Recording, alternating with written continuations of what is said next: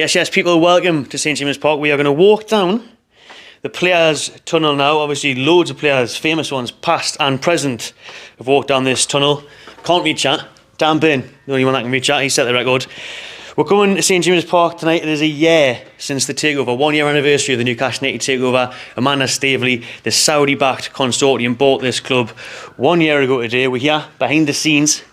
Access, talk to War Flags, what they've got planned tomorrow, preview the Brentford game, and just take it all in. I mean, look at this. What a stadium. Absolutely breathtaking coming up these stairs. Coming onto the St James's Park turf.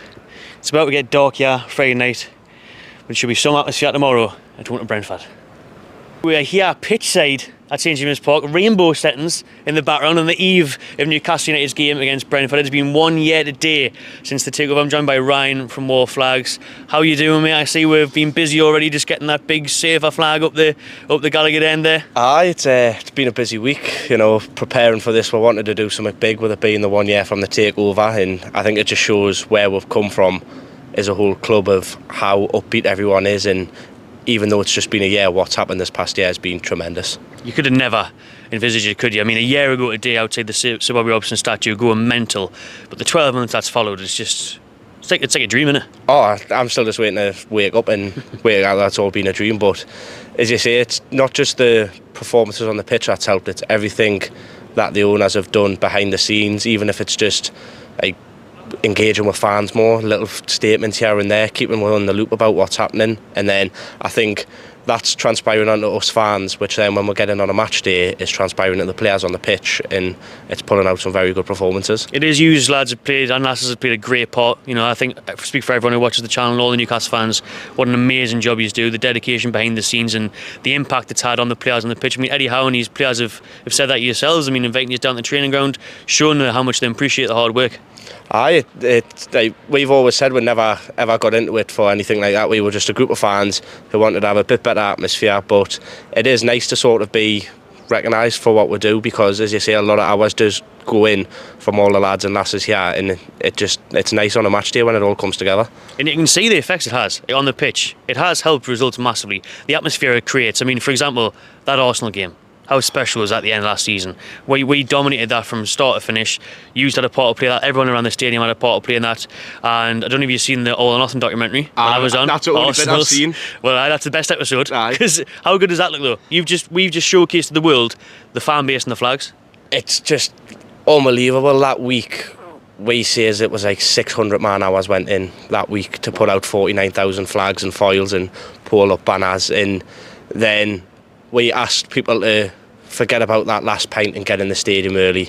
And I think I got in 15 minutes before kick-off, and I got outside and the flags were already waving, everyone was in the seats. I was like, wow, this is going to be something special. And then the closer and closer it got to kick-off, and then it happened.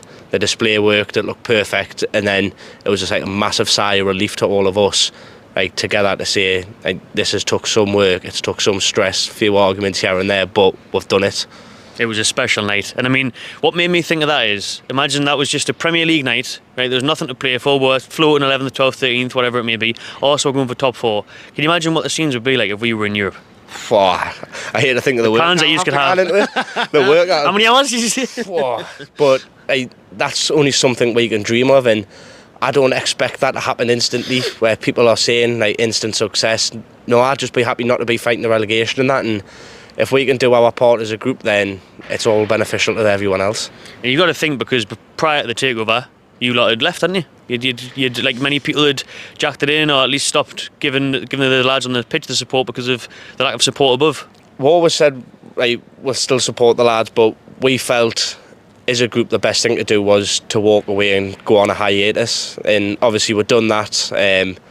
Performances weren't the greatest, where everyone was a bit disgruntled. But then the night when the takeover happened, we were talking in the group about it, and one of the lads just says, Johnny texted us and he says, have you got flags? We need to get to the ground now. And then the flags came around the corner and we just soaked in the atmosphere, and it was just like, this is it, we're back. And this is what we want to be doing. This is Newcastle United. So you put out a statement last night on the social media pages, War Flags, Twitter, Facebook, all that, saying that there was going to be a big display tomorrow. For those that haven't seen that statement, tell them a bit about that, with obviously not giving too much away because it's going to be a great surprise tomorrow. Main focus tomorrow is Gallagher End. As I say, it's going to be a 1 year celebration. So we have a static flag, a bit like the surfer, that will go from the bottom of the Gallagher to the top of the middle tier where the roof starts.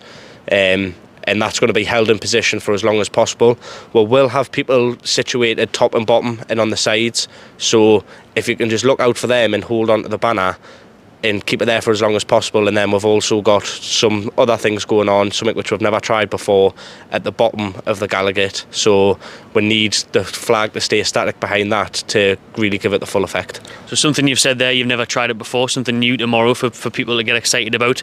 Anything else further down the line, plans going forward for the rest of the season? Always trying to smash it, just like the Arsenal game? Just saying, try and do what we can do our best. We've said after the Arsenal game, there's probably nothing we can do for a long time that will top that. But we'll try our best, we'll get behind the lads, and hopefully it reflects and the fans enjoy what we do. Right then people, there's a goal post for tomorrow that'll be put up in the morning. The white lines on the pitch yet, but that'll do for this video here at St James's Park. Chat to War Flags. Absolutely buzzing for tomorrow's game against Brentford. I'm going to go for a big 3-2 win tomorrow against Brentford. Taking my specs off, got the reflection, didn't think about it under that. Going to keep it rolling anyways. So a 3-2 is my prediction for tomorrow against Brentford. Big win. Ivan Toney's probably going to score, but Newcastle with Wilson back, St Maximin back, Joe Linton back. Going to go for a 3-2, and the atmosphere should be unbelievable on the anniversary of the Takeover, celebrating that 1 year Takeover tomorrow. The flags will be immense, the place will be buzzing, and I absolutely can't wait for it. Make sure you stay tuned to the McBride Channel TV. Tomorrow we will have fan cams after the game, so if you fancy coming on the fan cams, come along outside the club shop as always. We'll have the match reaction, player ratings, all of that. Good content coming your way. So smash that like button, subscribe to McBride Channel TV, and I'll see you on the next one.